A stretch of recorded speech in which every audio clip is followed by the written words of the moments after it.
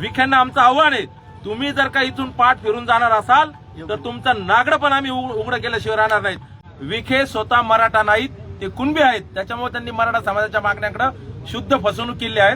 विखेंचं नागडं पण सिद्ध करण्याकरता जी आकडेवारी आमच्याकडे होती शासकीय, ती विखेंना कदाचित माहिती झाली असेल, म्हणून विखे शहरात 5 मिनिटाच्या अंतरावर सुभेदारी विश्रामगृहापासून वापस जातात. हा विखेंचा पळकुटापणाच आहे. विखेंचा आम्ही या ठिकाणी जाहीर निषेध करतो. विखे साहेब, जर का तुमच्याकडून काम होत नसेल उपसमितीचा तर राजीनामा द्या. हीच आमची खरी मागणी आहे की विखे अकार्यक्षम आहेत, निष्क्रिय आहेत. आम्ही निष्कलंक व्यक्तिमत्व म्हणून त्यांची शिफारस केली होती, पण ते या ठिकाणी निष्क्रिय ठरलेत. म्हणून आमची या ठिकाणी राज्य सरकारला आणि फडणवीसांना विनंती आहे की विखेंचा तात्काळ राजीनामा घेतला पाहिजे. खरं तर राधाकृष्ण विखे पाटलांनी दुपारी दाते पाटलांशी सुद्धा फोनवर संपर्क केला. सातत्याने बावनकुळे साहेब असतील, विखे साहेब असतील, सकाळपासून 4 ते 5 वेळेस संपर्कात होते. ज्या मागण्या आम्ही केल्या होत्या त्या मागण्या ते देऊ शकत नाही. त्यांचं नागडं पण उघडं होणार होतं, म्हणून विखेंनी हा पळकुटा पळ काढलाय. विखे पळकुटे आहेत. विखेंनी मराठ्यांचं गेल्या 3 वर्षापासून ज्या पद्धतीचं आतापर्यंत दिशाभूल केली आहे, ती दिशाभूल आज नागडी होणार होती. म्हणून विखेंनी शहरात येऊन सुद्धा समाजाचा या ठिकाणी पूर्णपणे अपमान केला आहे. विखे स्वतः मराठा नाहीत, ते कुणबी आहेत. त्याच्यामुळे त्यांनी मराठा समाजाच्या मागण्याकडे शुद्ध फसवणूक केली आहे. विखेंचं नागडं पण सिद्ध करण्याकरता जी आकडेवारी आमच्याकडे होती शासकीय, ती विखेंना कदाचित माहिती झाली असेल, म्हणून विखे शहरात 5 मिनिटाच्या अंतरावर सुभेदारी विश्रामगृहापासून वापस जातात. हा विखेंचा पळकुटापणाच आहे. विखेंचा आम्ही या ठिकाणी जाहीर निषेध करतो. आमच्या बापाचा 65 वर्षाचा माणूस इथं 12 दिवसापासून अन्नत्याग आंदोलनाला बसला आहे. रोज वारंवार सगळे प्रतिनिधी त्यांचे येऊन भेटत आहेत. पालकमंत्री येऊन भेटून गेले, त्यांचे जिल्हाध्यक्ष येऊन भेटून गेलेत. आता जिल्हाध्यक्षाच्या घरी पोहे खातात आणि इथं हा माणूस अन्नत्याग करतोय समाजासाठी. आणि विखे फसवे जी जर का काढत असतील तर विखेंना आमचा इशारा आहे. मराठा क्रांती मोर्चाने ज्या पद्धतीने शांततेचा संदेश या जगाला दिला होता, तर मराठा क्रांती मोर्चाचा कायगावचा उद्रेक तुम्ही विसरला असाल तर पुन्हा एकदा तो उद्रेक करण्याकरता आम्ही तरुण रस्त्यावर उतरू. विखेंना आमचं आव्हान आहे, तुम्ही जर का इथून पाठ फिरून जाणार असाल तर तुमचं नागडं पण आम्ही उघडं केल्याशिवाय राहणार नाहीत. परंतु समाजाची ही फसवणूक समाजाच्या युवकांनी समजून घेतली पाहिजे. आमच्या एक योद्धा तिकडे लढतो आणि त्याला फसवे जी आर देतात, दुसरा योद्धा इथं मरणाच्या अवस्थेत आहेत. तुमचं फसवे जी आर उघडे होतील या भीतीपोटी तुमचं तोंड जे काळं झालंय ते तोंड जर का तुम्ही लपवत असाल तर विखे साहेब, तुम्ही तात्काळ संभाजीनगर मधून या ठिकाणी या आणि आमच्या या 7 मागण्यांच्या बाबतीत काय सरकारची भूमिका आहे ती जाहीर करा. अन्यथा उद्यापासून महाराष्ट्रामध्ये मराठा क्रांती मोर्चाचा उद्रेक झाल्याशिवाय राहणार नाही. हा विखेंना आमचा इशारा. काय तुमच्या मागण्या होत्या ज्यामुळे त्यांनी पळ काढला?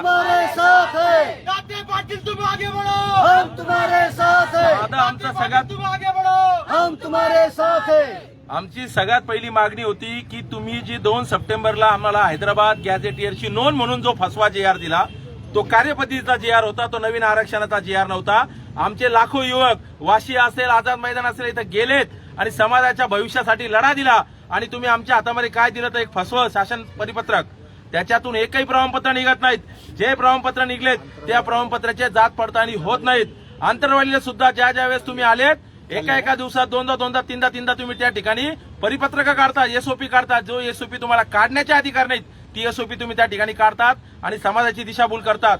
विखेंना आमचा साधा प्रश्न होता की हैदराबाद गॅझेट लागू आहे का, हो किंवा नाही याचं उत्तर द्या, तो संभ्रम दूर करा. पण विखे स्वतःच्या राजकीय अस्तित्वासाठी आणि मराठा समाजाची कायम फसवणूक करण्याकरता आता सध्या ते दुसऱ्या दिशेने गेलेत.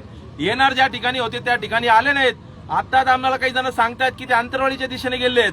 मग नेमका उपोषण करता इथं बसलायत आणि अंतरवालीला कशाला चाललेत हे काही समजायला तयार नाहीत. दुसरी आमची मागणी होती की विखेंनी 30 मेला जो काही फसवा जी आर दिलेला आहे 5 जून 2026चा की ओबीसीच्या प्रवर्गाप्रमाणे एसीबीसी धारकांना शैक्षणिक सवलती लागू करू. त्याच्यामध्ये आम्ही त्यांना मागणी करतोय की त्याच्यामध्ये शुद्धीपत्रक काढा आणि ओबीसींना जेवढे 23 जी आर त्यांनी संदर्भात दिले आहेत तेवढे जी आर 5 जून 2026च्या जी आर मध्ये शुद्धीपत्रक काढून आमच्या मराठा युवकांना एसीबीसी धारकांना त्या ठिकाणी शैक्षणिक सवलती देण्यात यावी. त्याचबरोबर माझ्याकडे विभागीय आयुक्तांचे आकडे आहेत. या ठिकाणी मराठवाड्यामध्ये 669 गुन्हे आतापर्यंत मराठा आंदोलकांवर दाखल झाले होते, परंतु त्याच्यात 406 गुन्हे न्यायालयीन प्रक्रियेतून मागे घेण्यात येईल अशा पद्धतीचा रेकॉर्ड देण्यात आला आहे. मग विखे तुम्ही कोणते गुन्हे मागे घेतलेत, किती फसवणार आहात? आमच्या त्या योद्ध्याला फसवतात, या अभ्यासकाला फसवू शकत नव्हते म्हणून विखेंनी या ठिकाणून पळ काढलाय. याच मराठवाड्यामध्ये 275 युवकांनी आत्महत्या केल्या. महाराष्ट्रामध्ये 384 युवक गेलेत. त्यांच्या कुटुंबांना आजही नोकऱ्या नाहीत, आर्थिक मोबदला नाहीत. 2017ला ज्या पहिल्या क्रांती मोर्चामध्ये जे 4 युवक मरण पावले त्यांना अद्यापही 1 रुपयाची मदत नाहीत. मग विखे नेमकं समाजाला तुम्ही दिलंय काय? हे सगळं उघडं आणि नागडं पण विखेंचं होणार होतं. म्हणून विखे 5 किलो या ठिकाणी सुभेदारी सभागृहात येऊन गेलेत, पण विखे या ठिकाणी 100 फुटाच्या अंतरावर आणलेत. विखेंना आमचं म्हणणं आहे, विखे साहेब तुमच्याकडे समाज अपेक्षेने बघत होतात, तुम्ही ही गर्दी बघा, सगळे समाज बांधव या ठिकाणी आले आहेत. तरी पण विखे जर का समाजाला या ठिकाणी दिशाभूल करत असतील तर विखे साहेब आमचा इशारा आहे, तुमचे सरकारी आकडे, तुमच्या डिव्हिजनल कमिशनर दिलेले आकडे आहेत. मागच्या वेळेस सुद्धा विखे 6 एप्रिलला आम्ही ज्यावेळेस त्यांच्याशी भेटलो त्यांनी 15 एप्रिलला कमिशनरची बदली केली. आता जी श्रीकांतची सुद्धा ते बदली करतील, कारण शासकीय आकडे ज्यावेळेस बोलतात त्यावेळेस मंत्र्यांचं नागडं पण उघडं होतं. या भीतीपोटी आज दाते पाटले सारख्या वयोवृद्ध माणसाला, अभ्यासक माणसाला समाज या ठिकाणी गमवू शकतो. त्यांची शुगर 47 वर आली आहे, बीपी शूट होतोय, 220 पर्यंत बीपी जातोय. जर का दाते साहेबांच्या जीवाला काही झालं तर विखे साहेब लोणीमध्ये येऊन त्याचे परिणाम तुम्हाला भोगावे लागतील. माझ्याकडे त्यांच्या पीएनचा फोन येत होता. आमचे सामाजिक कार्यकर्ते सुद्धा शिर्डीचे राहत्याचे त्यांच्या सोबत निघलेले होते. आता त्या कार्यकर्त्यांचेही फोन येतात. हे बघा आताही फोन वाजतायत सगळ्यांचे, आणि ते सगळेजण त्या ठिकाणी सांगतायत की ते इकडे येत नाहीयेत. इकडे येण्याची कमिटमेंट होती, प्रोटोकॉल पडलेला होता, सुभेदारीला त्यांची व्हिजिट होती. मग विखे गेले कुठं? नेमकं विखे कोणाला भेटायला आहेत? कोणत्या उपोषणकर्त्याला भेटायला आलेत? तुम्ही आताच सांगितलं ते अंतरवालीकडे जात आहेत. हो, आत्ताच माहिती मिळाली. एका बांधवांनी सांगितले की ते अंतरवालीकडे गेलेत. मग नेमकं आंदोलन विखेंना जी सवय झाली अंतरवालीला जायची, मग त्यांना वाटलं असेल जरांगे पाटील उपोषणाला बसले असतील. त्यांना माहित नाही हे पण दाते पाटील इकडे उपोषणाला बसलेत. त्याच्यामुळे विखेंना सांगणं की अंतरवाली येऊन युटर्न मारा आणि इथं विभागीय आयुक्तालय या आणि या बाप माणसाला वाचवा, नाही तर यांचा जीव जाईल. किती जीव घेणार आहेत? 384 युवकांचे जीव घेतलेत. आता बापाचा पण जीव घेता का? विखे साहेब जर का तुमच्याकडून काम होत नसेल उपसमितीचा तर राजीनामा द्या. हीच आमची खरी मागणी आहे की विखे अकार्यक्षम आहेत, निष्क्रिय आहेत. आम्ही निष्कलंक व्यक्तिमत्व म्हणून त्यांची शिफारस केली होती, पण ते या ठिकाणी निष्क्रिय ठरलेत. म्हणून आमची या ठिकाणी राज्य सरकारला आणि फडणवीसांना विनंती आहे की विखेंचा तात्काळ राजीनामा घेतला पाहिजे. माणूस या ठिकाणी मृत्यूच्या दारात पडलेला आहे आणि विखे जर का इथून पाठ दाखवून पळत असतील तर हे सरकारचं नागडपण आहे. मी बावनकुळे यांनी सकाळी ज्यावेळेस आश्वासन दिलं महसूलच्या संबंधित ज्या 4 मागण्या होत्या, त्यांनी सांगितलं की मी त्या 4 मागण्या तात्काळ मंजूर करतो. नंतर विखे साहेबांच्या पीएननी सुद्धा सांगितलं की आम्ही 5 वाजेपर्यंत येतोय. आज 7:30-8 वाजलेत. विखे जिल्हाध्यक्षांच्या घरी थांबलेत, नंतर एका उद्योजकाच्या घरी थांबलेत आणि प्रोटोकॉलमध्ये असलेला त्यांचा सगळा प्रोटोकॉल त्यांनी आज पाळलेला नाहीत. सुभेदारीला ते आले नाहीत. मग शासकीय वाहनाचा खर्च असेल, सरकारचा पैसा असेल, विखेंना मजा मारायला दिला नाही तर आमच्या भविष्यासाठी तो पैसा खर्च करायचा आहे. हे विखेंनी समजून घेतलं पाहिजे. तुम्हाला 5-5 पिढ्या निवडून द्यायला आम्ही काही या ठिकाणी बहुजनाची लेकरं फक्त जन्माला आलो नाहीत, तर आमचं भविष्य घडवण्याकरता तुम्हाला लोकप्रतिनिधी म्हणून आम्ही त्या ठिकाणी निवडून दिले आहेत. विखे साहेबांना आम्ही तरुण म्हणून या ठिकाणी सांगतो, साहेब फार अपेक्षेने आम्ही तुमच्याकडे बघितलं होतं. 12 दिवस झाले अन्नाचा कण नाही येत. तुम्ही 5 मिनिटं सुद्धा उपाशी राहू शकत नाहीत. तुम्हाला बिस्लरीचं पाणी लागतं. आमच्या बाप पाणी सुद्धा सोडलंय, गोळ्या सुद्धा सोडल्यात. जर का दाते पाटलांना काही झालं तर विखे साहेब आतापर्यंत तुम्ही फक्त मराठ्यांचे आंदोलनच बघितले. यावेळेस पहिल्यांदा अभ्यासक लोक उतरलेले होते रस्त्यावर आंदोलन करता. त्यामुळं आमची विनंती आहे, 7च मागण्या दिल्या होत्या.